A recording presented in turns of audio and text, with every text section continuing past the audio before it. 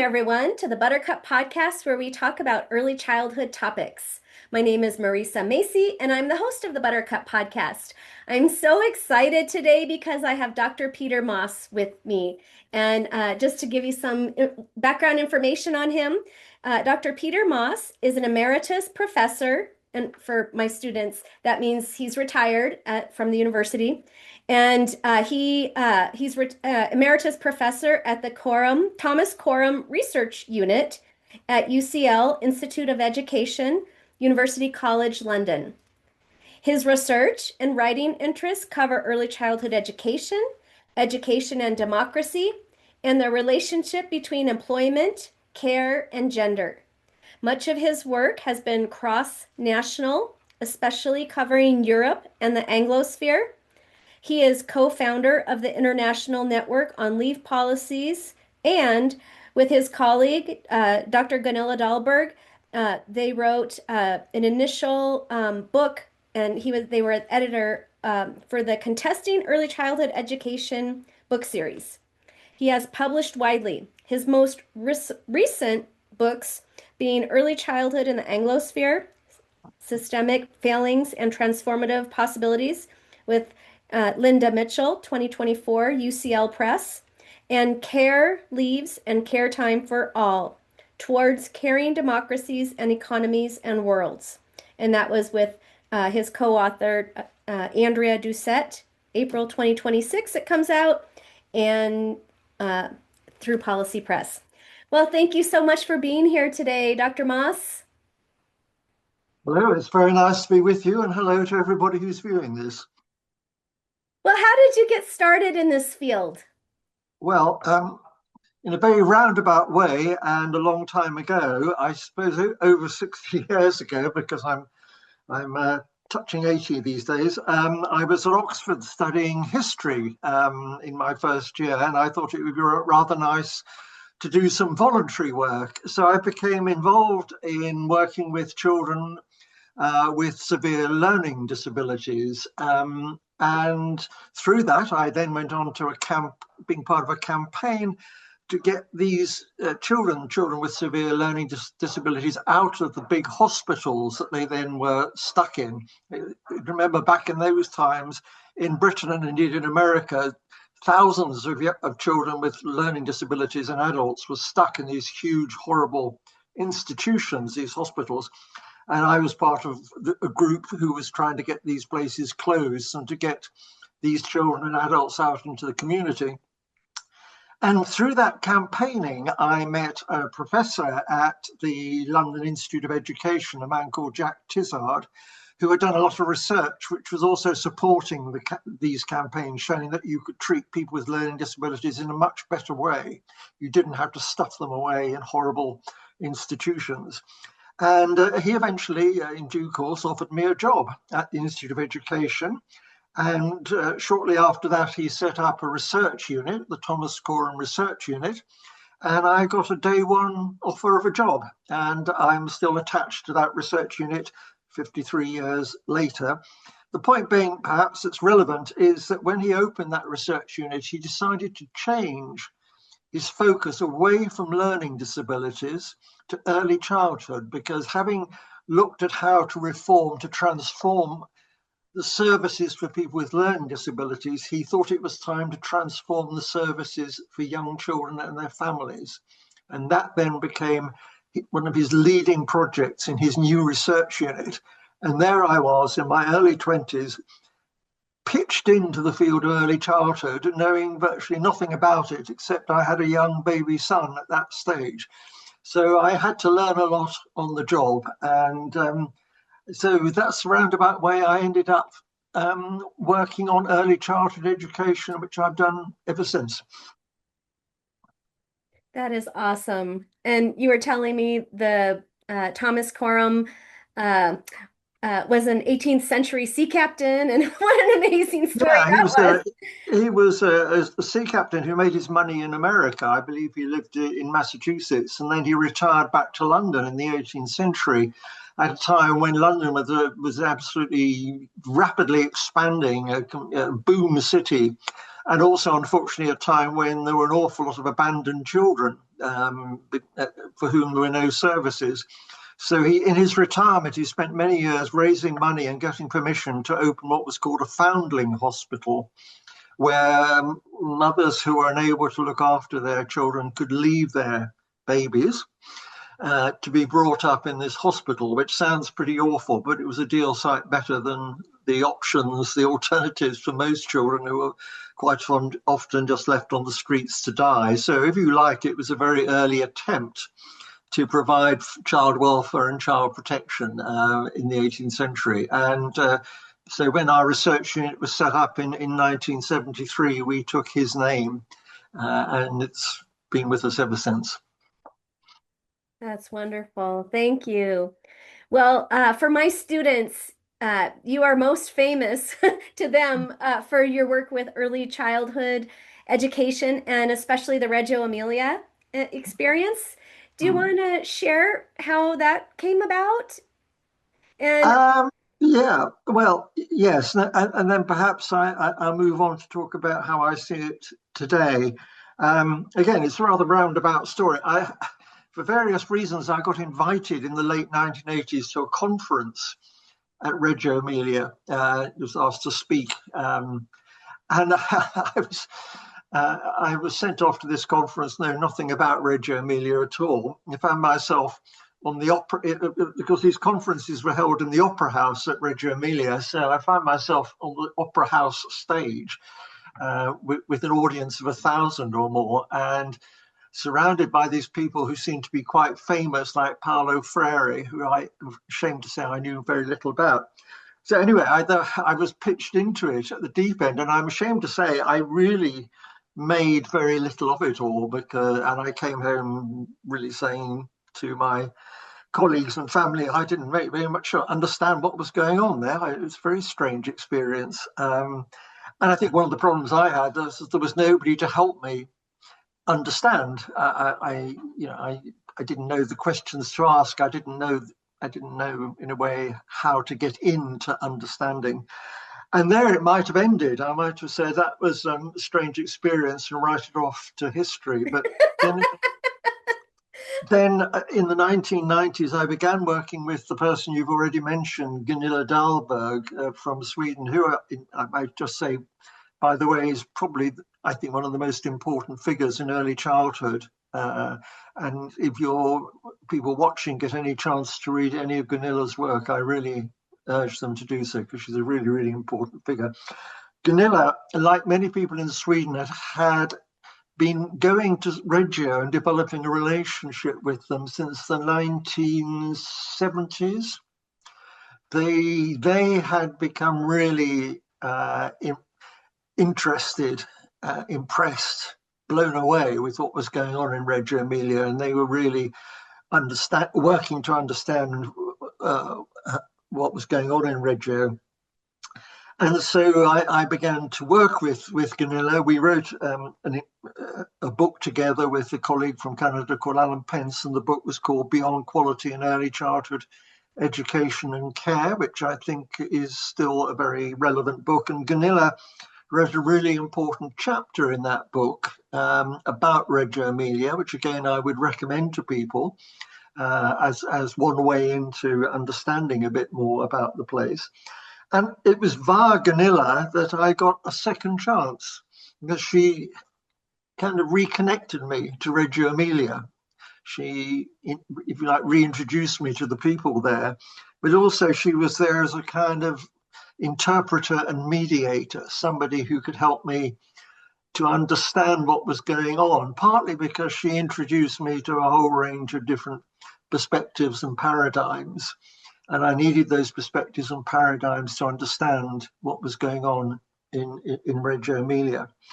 So I suppose I'm really saying that, to me, I feel very blessed that I got a second opportunity, having wasted the first one. But it was made really possible by having somebody who could help me to kind of begin to understand what was going on and why it was important, and to understand, I think, very much in terms of paradigm, to understand that If you went to Reggio Emilia, as I was coming from Britain with a very kind of positivistic paradigm, which is very common in Britain as in America, I wouldn't make much sense out of Reggio Emilia. I needed to have a different paradigm, a post-foundational paradigm, and a different way of looking at the world, a different perspective, a different set of beliefs and values. And it was through that that you could begin to understand, to make meaning of what was going on in Reggio. And in fact, this book I've just mentioned, the one I wrote with Gunilla and Alan Pence, was called Beyond Quality in Early Childhood Education and Care. And the subtitle was Postmodern Perspectives. And that reflected the fact that the book was written with a different paradigmatic perspective to what I had been used to working with. We called it postmodernity, you could call it post-foundationalism, but it was a different way of seeing the world, if you like. And that, I think, is central to understanding Reggio Emilia. That's beautiful. Uh, wow, that's so interesting. I didn't realize it started in the 80s for you and the journey that took you through your Yeah, career with Reggio. it was part of a very big transition for me that I had been brought up, uh, perhaps without thinking about it, in, as I would call, a positivistic paradigm or a way of thinking of the world. And this, I've since written about paradigm, which I think is really crucial in a book I wrote recently, well, not recently, in 2019, called Alternative Narratives in Early Childhood, which was written for students to try and put over this idea of put over certain ideas that have been important to me, like the importance of paradigm, like the idea of discourses, like the idea of critical thinking, and all of which are things that I've sort of come to understand better through working with people like Gunilla, who is one of many people, I think, who's working with a different way of looking at early childhood today. I suppose I would say that today, and especially in the Anglosphere, the English-speaking countries like America and England and Australia and so forth, they're still dominated by a very instrumental, technical, economistic way of thinking about education and early childhood education. But I think there is an important and growing resistance, what I call a resistance movement of people who don't find that way of thinking and looking at the world very very rewarding, shall we say, very satisfying, and are looking for alternative ways of thinking and talking and doing early childhood education on that. And that comes back again to working with different paradigms, which gives you different ways of looking at things and different ways of talking about things and different ways of doing things, like different pedagogies. Yes, beautiful. And thank you for all of your writing contributions. You've written so much on this topic and other topics, and you're a wonderful writer. And thank you so much for writing the foreword to the book that Doctors Emer Ring and Dr. Alessandra Landini and I have coming out this year. And we are so grateful that you wrote that beautiful foreword. Thank you, Dr. Moss. Well, uh, when you think of going on location to Reggio Emilia, you talked about the opera house there and how that's kind of a part of the hub of the community there, as well as many other places. And if students and professionals and researchers are lucky enough and they can travel there to learn on location, what are some things that would be helpful tips when they travel to Reggio Emilia, Italy? Well, the first one is one I've already mentioned, which is really to understand that they are not working with the same paradigm, so the same way of thinking, as is very common in the United States and I would say many other countries on there. I'm not saying everybody in the United States or in other countries thinks in the same way, but this is the dominant way of thinking. This is the way, if you read any policy document or many scientific documents, you will find people talking. It's what I've described as a particular story. I've described it as the story of quality and high returns. This very technical and economistic idea that if you get the right technologies and apply them to children at the right age, then you will get lots of return on your investment. You invest $1, you'll get $7, $10, $15 back. There's a lot of talk like that, but you have to get the technology right and you have to apply it correctly.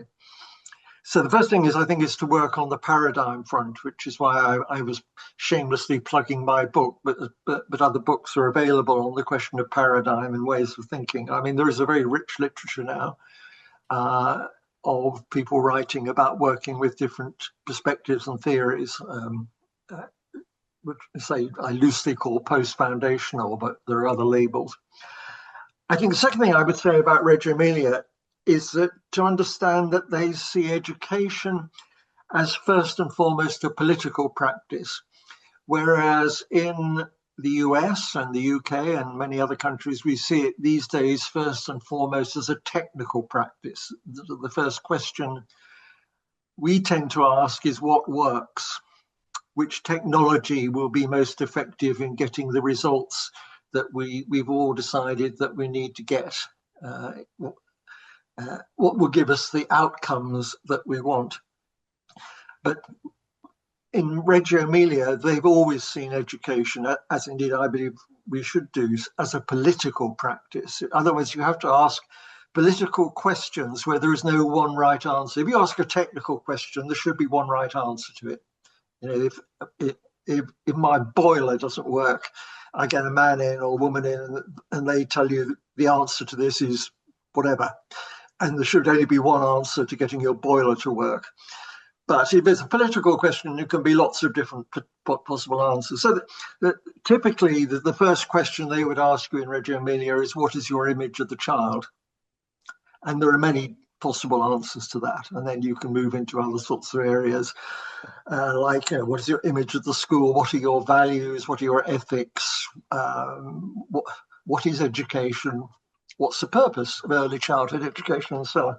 So they're intrinsically see this as a political issue, as a political practice where you have to ask these questions, and then you have, in a way, in a democratic way, to work on the political choice, political answer to the question that you've answered, that you've asked. The third thing is, I think people often talk about is the Reggio Emilia approach, and indeed Reggio Emilia I see quite often use that term themselves, and I think that's I don't go along with that. I think we should see Reggio Emilia as a local cultural project. It's something that's being co-constructed by the people in the city within a particular context, a particular political, social, and historical context. And it's an example of a city taking responsibility, deciding as a city to start a project to educate their young children, and then constructing that project within their particular context. So in other words, it's not something you can replicate. It's not a template you can borrow and apply. What I think is it's a very interesting local project that can contribute to other people creating their own local projects on there. In other words, we all have to take responsibility for the education of our children, but we will probably come up with rather different projects depending on our context that we construct these projects in. I'll just make two other points on there.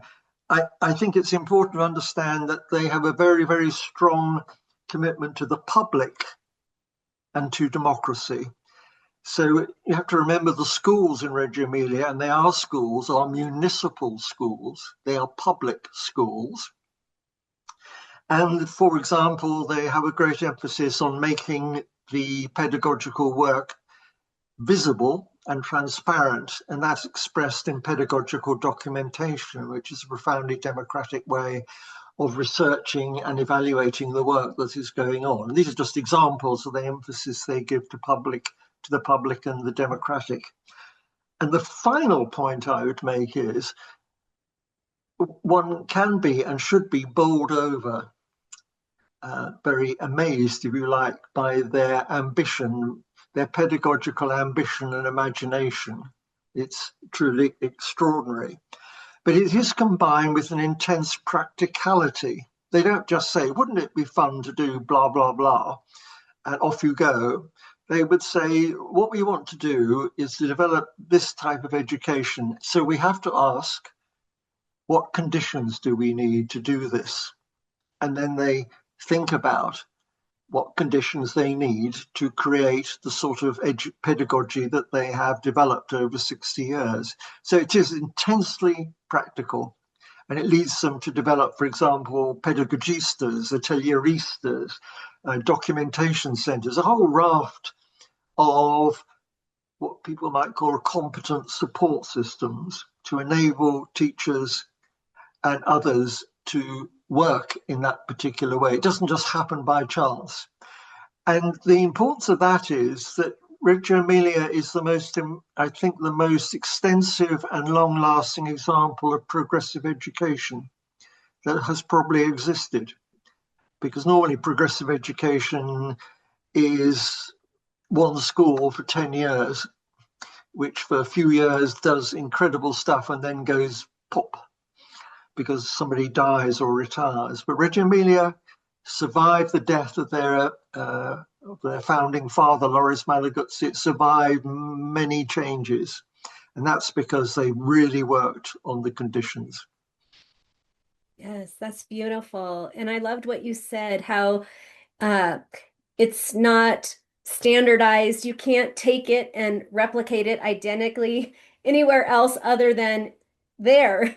And Yeah. we get inspired when we go there because we get to see what it looks like, and then we can imagine and think of how we can uh, replicate it in other areas. And some things might not work, and some things could work.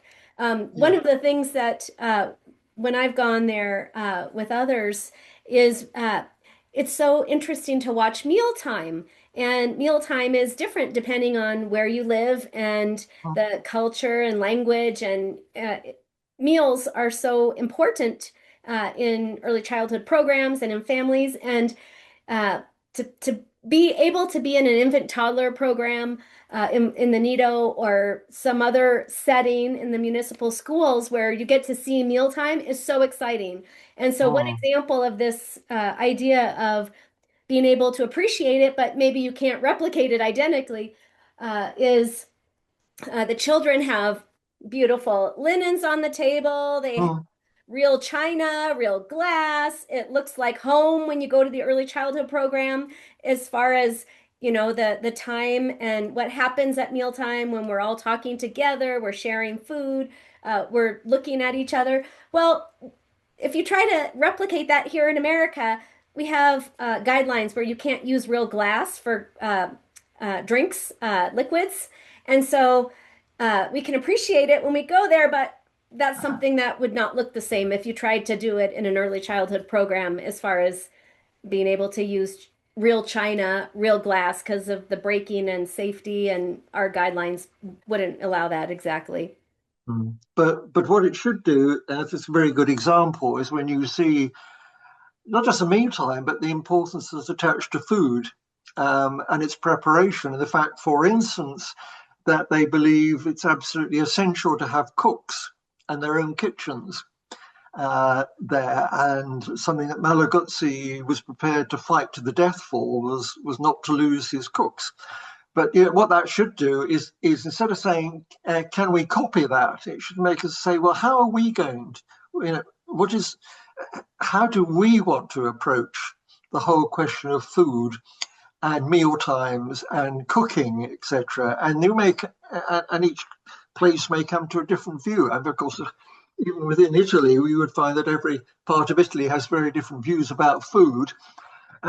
So they would well have different menus. Just as a very simplistic example. So they wouldn't copy Reggio Emilia's menus, but they would certainly say, well, we have a local cuisine and we want to make sure that our children experience that. So it should be a provocation. It Yes. should, as visiting any other place that you're not accustomed to, is not there to be copied. It's a place. It's something to provoke thought and a realization that there are alternatives. Yes, yes, I love that. It's so much fun talking to you, Dr. Moss.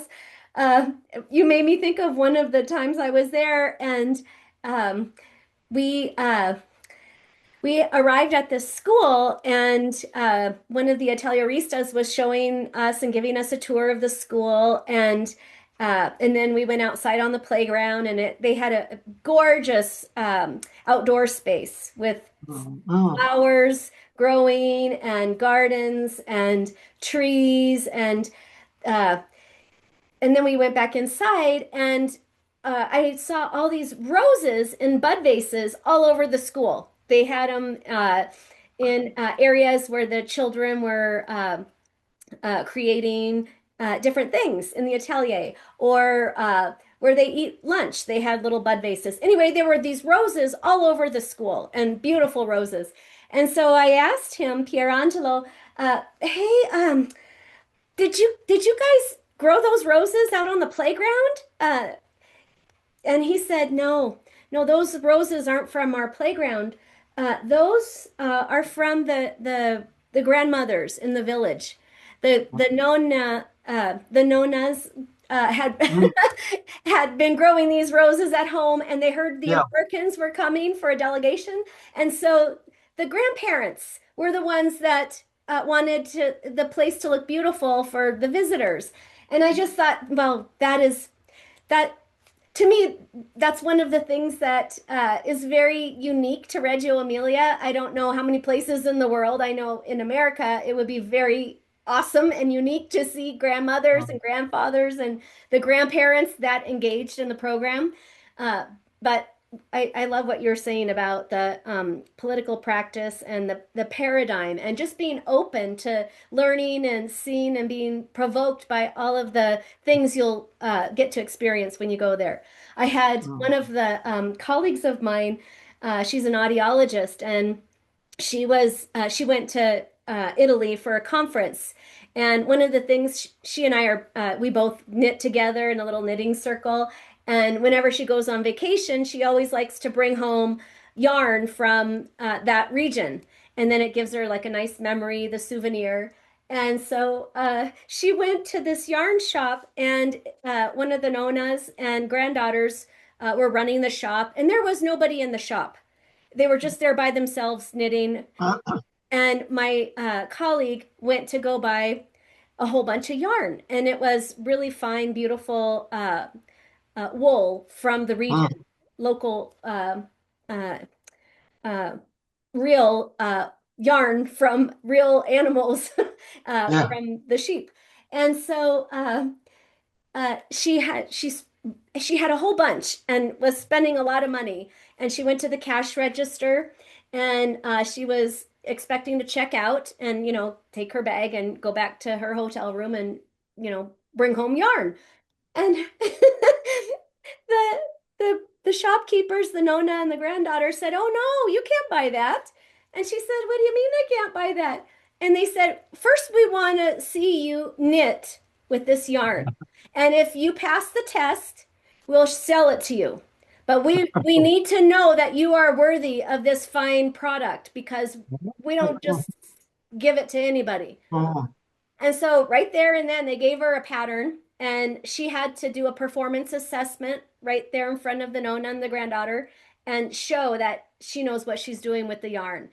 And in America, that would be very an unusual experience. I mm. don't think I've ever heard of anyone having that experience. But if you've been to Italy, that wouldn't surprise you. So Yeah. being able to be open to learning and the beauty of other cultures and languages and how education Mm, looks different depending on where in the world you are, and this idea of globalization, that mm, we have this global idea, but when we go to implement it locally, it might not look like what you saw in the region or where you mm. found it. Yeah. I mean, there may well be similarities. I don't want to suggest that that every little place has absolutely unique perspectives, but they can take different. Say values can take different forms, and yeah. So there can be commonalities, the things that people which do enable people to connect to places, but other things will be reflective of the particular context. So it's not entirely individual that there is. It's a tension, but not tension. It's a combination of the individual and the communal. Dr. Moss, could you talk a little bit about your research? Yeah, well, I've been retired for some years, which means that I don't do so much active fundraising for research. I have the opportunity to follow up my own interests and particularly to write on subjects that interest me.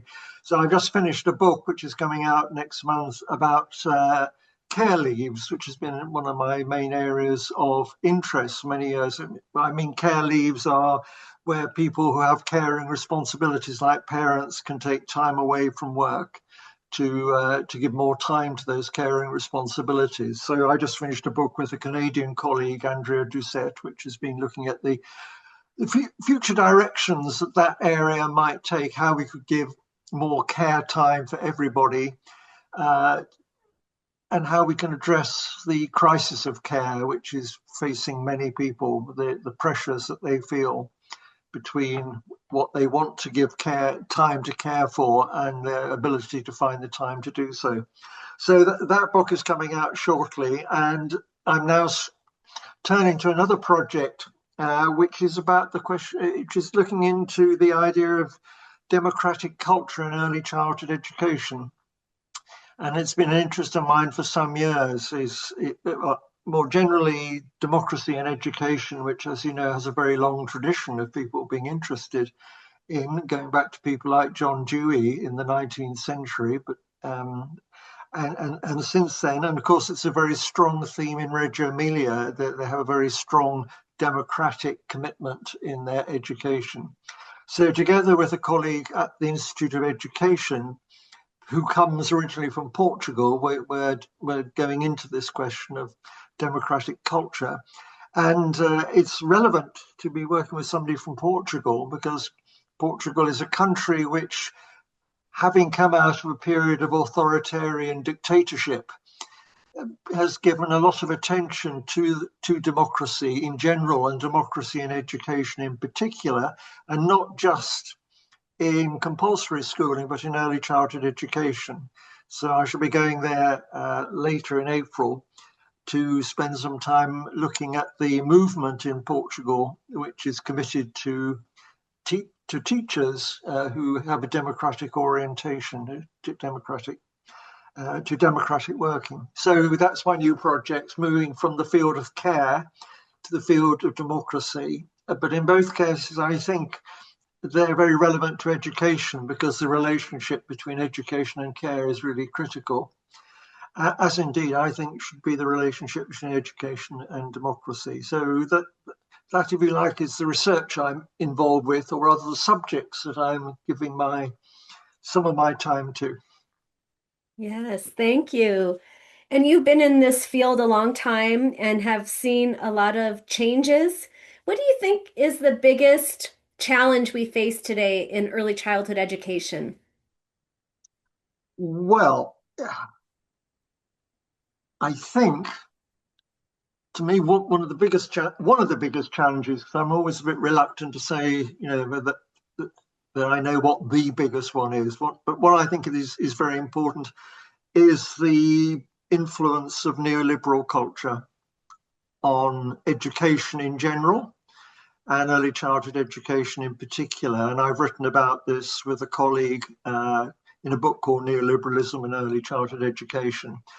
And of course, the effect of neoliberalism is felt particularly strongly in our two countries, in the United States and the United Kingdom. We've been, if you like, at the forefront of neoliberal politics and economics, and that has also had profound effects on areas like education. So I've been very interested in understanding how neoliberalism has affected policy and provision and pedagogy. on pedagogy, for example, Loris Managuzzi has a wonderful expression. He talks about prophetic pedagogy, which claims to know everything in advance. It knows exactly what should be happening and what should be the result of everything.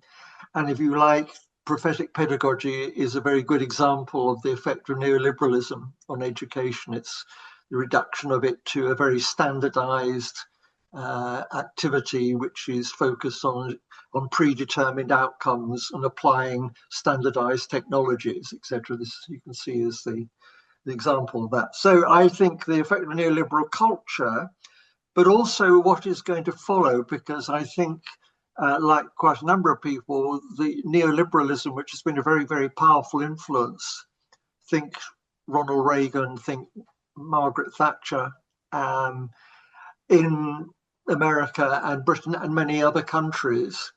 I think that neoliberal culture is now breaking down. It's lost credibility and legitimacy. It's still very influential, but I think we've entered into a transition period. We're not certain what's going to replace it.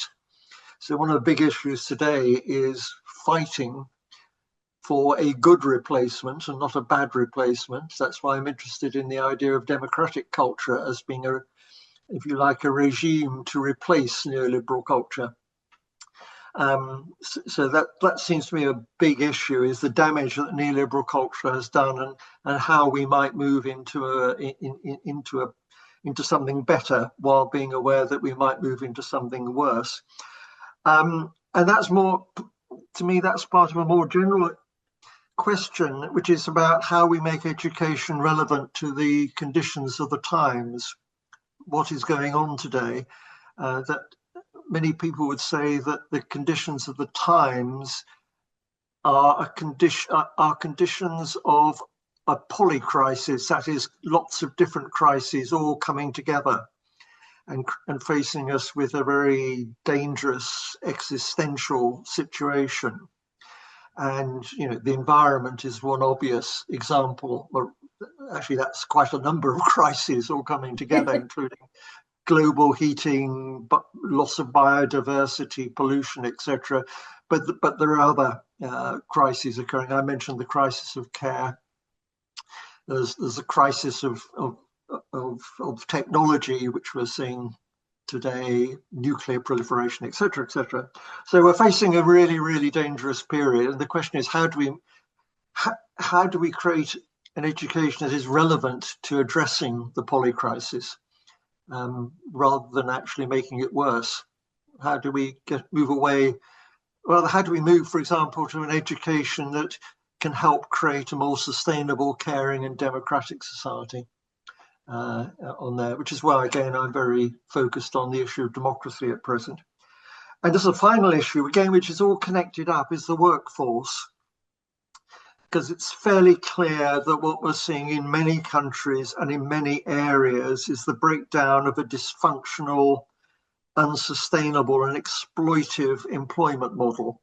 For example, in early childhood, what we see in Britain and America is a huge number of people working in what are called childcare services, who are 99% women, mostly very, very badly paid, with very low levels of qualification often, and very bad employment conditions. And that's a bad thing in itself, but also it's not sustainable, which is why we see in Britain and America and many other countries a big workforce crisis building up. People cannot, it's impossible to recruit enough people and to retain enough people for the services that are called for. So all of these things, I think, fit together. The neoliberal culture has contributed to this employment model that is breaking down. And the neoliberal culture is one part of the polycrisis that we have to kind of address and find an education that will help us to get out of that polycrisis. So those are some of the small issues, I think. Yes. we have to deal with. Yeah. Big problems. But I mean, it seems to me really important that we, instead of just carrying on as if none of these things are happening and going on endlessly about preparing children for school and all this sort of stuff, that we actually stop and say, well, what is happening in the world today? And what sort of, I was talking to Shirley Kessler recently, one of the doyens of early childhood education, who was talking about curriculum, and she has made the point, which is very valuable, that a curriculum, for example, should start from what sort of society do we want, and therefore, what sort of citizens do we want for that society?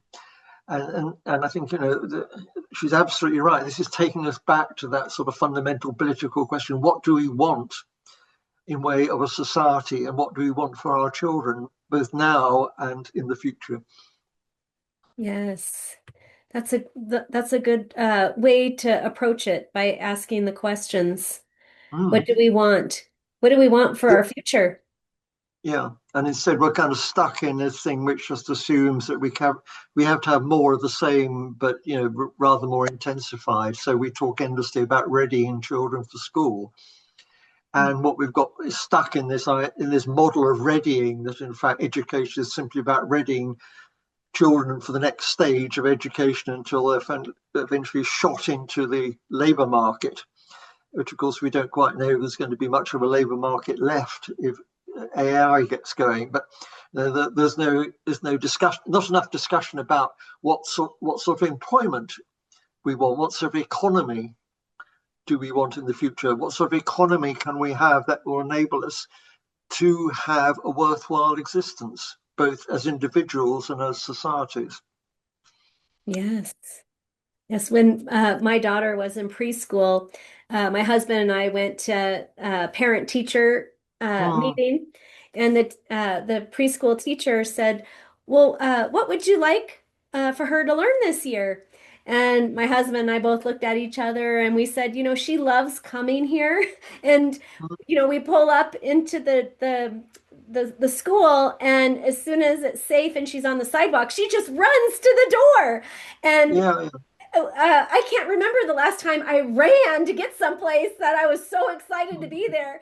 And we said, we just want her to continue loving school. And if she learns to read this year, great. But we just want her to continue to love being here. And I think yeah. when we think about what you were saying about how uh, it goes back to the curriculum and the questions that we can ask about what do we want, and Mm, children engaged in school and being able to have an early childhood education to begin with, the right to an education, such important things. Well, yeah. Dr. Moss, who or what inspires you today? Um, well, I'm still in, partly perhaps it's a result of my advanced years, but I'm still inspired by things from the past. When I started at the Thomas Coram Research Unit, you may recall I said that I was invited to join by the founder of it, a man called Jack Tizard, and he had a very clear vision of what he thought should be in our early childhood services. He wanted a universal, free, integrated service, which was very responsive to the needs of families and was part of a modern welfare state. And what he argued for was something called a children's centre, which would serve all the children within its catchment area, would be all the families within what he called pram pushing distance. And it would be there for everybody. And it would be, I say, universal and free. It would combine, integrate care, education, and health, and it would provide lots of other services according to what the local community need.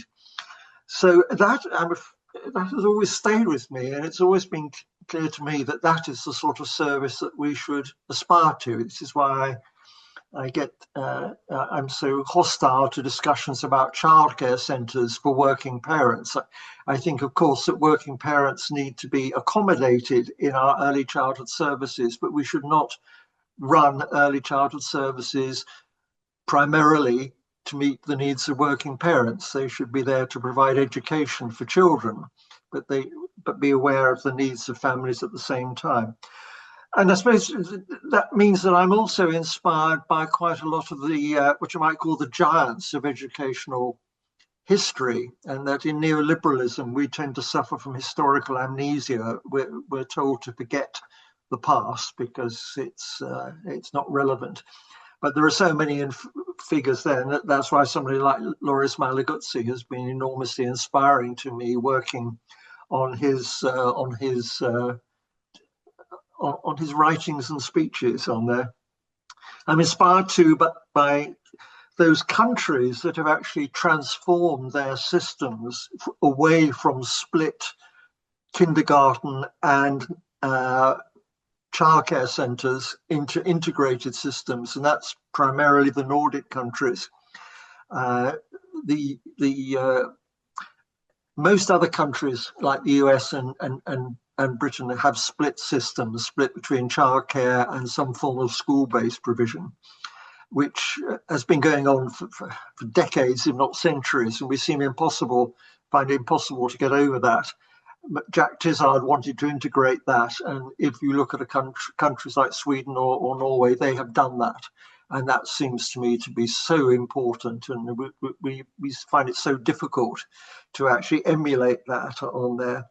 I'm also, of course, inspired by places that have transformed their pedagogy as well as their services, and Reggio Emilia we've talked a lot about its pedagogy, but of course it has an integrated early childhood system. It doesn't have a separate childcare and school system. It has one integrated system. I mean, Loris Malaguzzi was very aware that many of his parents went out to work, and therefore, obviously, the schools had to be open to meet their needs. In other words, the opening hours needed to be relevant to parents' needs, but he didn't think that was the main reason for providing services. The main reason was to provide education on there, and that's very good. And I'm also very inspired these days by people who are working, coming back to this idea of how do we get out of the mess we're in today. And I'm very inspired by people who are thinking more broadly about a transformed world. There are people, for example, working on what a transformed economy, what would a sustainable, caring economy look like? Because until we get the economy right, it's going to be so difficult to get other things right. So there are people like Joan Tronto and Tim Jackson and Kate Raworth, people like that, who are really thinking about what a sustainable, caring economy looks like. So those people also inspire me, because we can't just, I think we can't just talk about education without also talking about other areas of life, like the economy, like the environment, like democracy. We have to take a very broad view of where education fits into a wider transformed world. Yes, thank you. It's all interconnected. They're absolutely interconnected, because there's no, I mean, and just like we can't just look at early childhood. I mean, if we only changed early childhood, if we didn't change the rest of the education system, well, we probably wouldn't change early childhood either, because it would be dominated by what followed, as in fact what happens today, because we're talking about how do we ready children in early childhood for going to elementary school.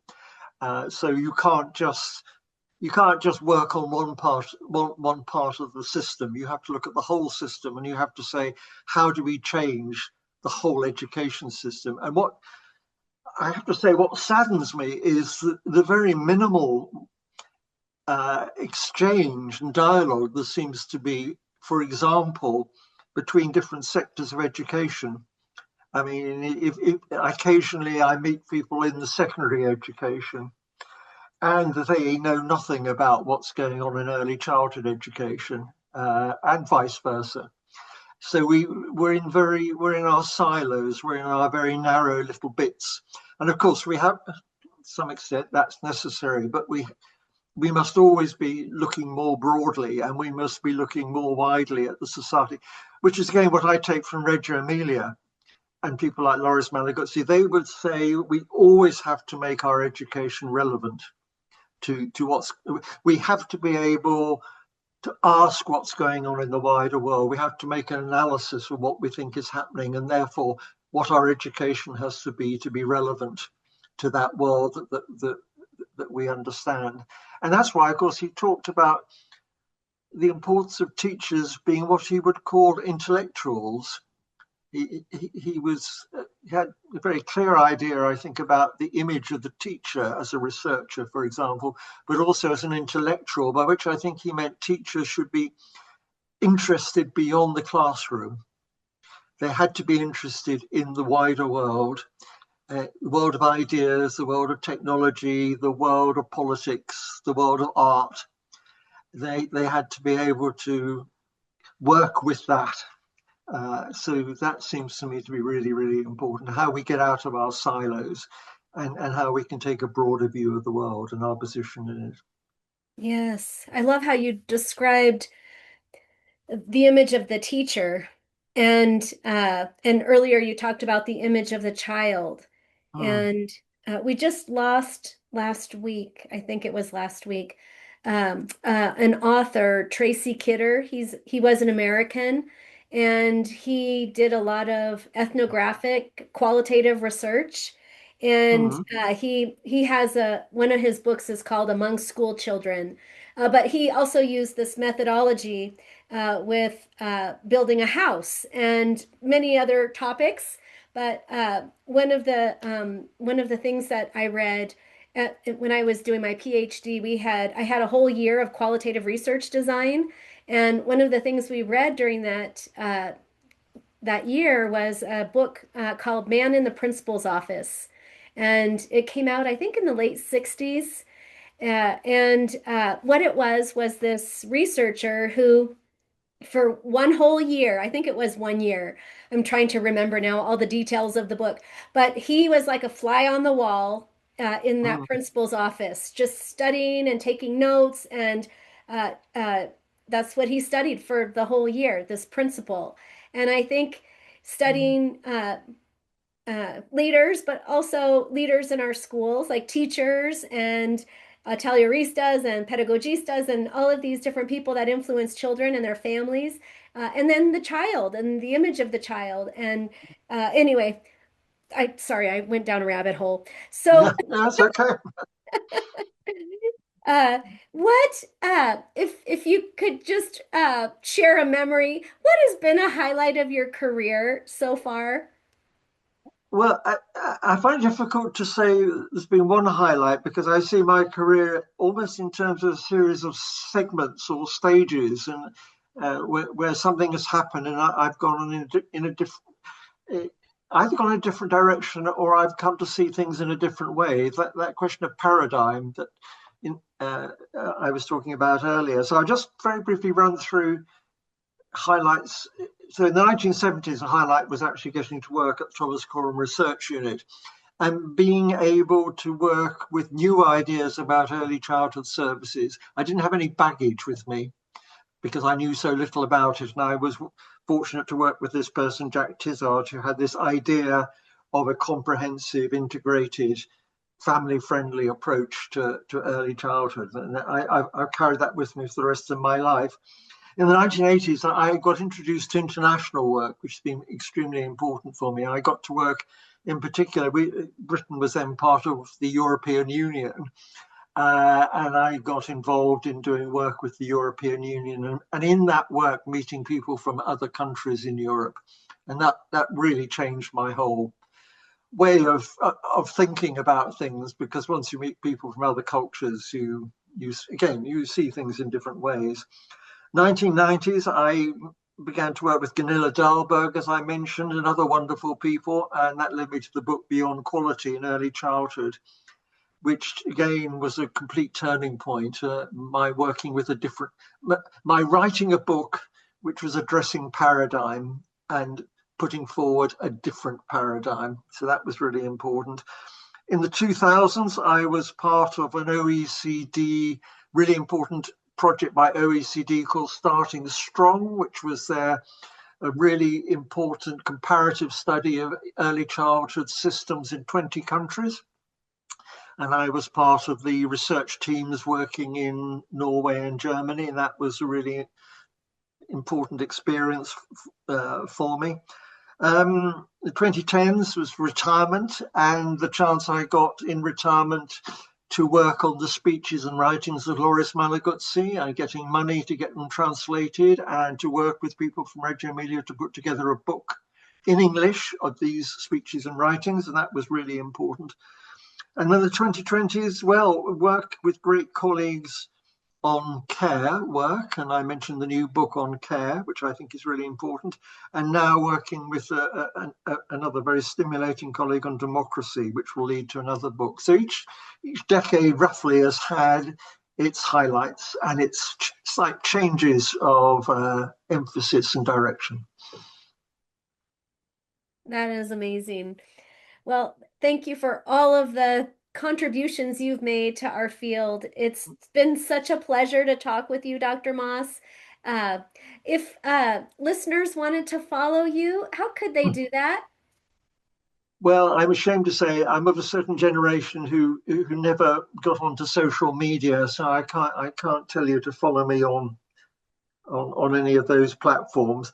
I do I do I don't know what the right word is, subscribe to or contribute to ResearchGate, and most of my writings can be found on ResearchGate, and I do have quite a number of followers on that. So if you want to find my work on ResearchGate, and more recently I've begun publishing with publishers who have open access, which I think I've come to see is really important. So my recent books, including the one just coming out on care, are available free online. I think that's an important development. And last but not least, I am retired. I have the time, therefore, and the willingness to exchange with people by email. So I'm always happy to hear by email, and my email address is peter.moss@ucl.ac.uk. So please feel free to get in touch with me that way. That is wonderful. Thank you. And uh, if you're a teacher or a parent and you don't have access to a university library, another way you could get writings by Dr. Peter Moss is if you go to Google Scholar. He has articles on Google Scholar, which a lot of them have ways to be able to access the articles that way, journal articles, and then the books, wherever you get your books, bookstores or online vendors. Well, thank you, thank you, thank you, Dr. Moss. It's been a pleasure visiting with you. Well, thank you. I've enjoyed our conversation.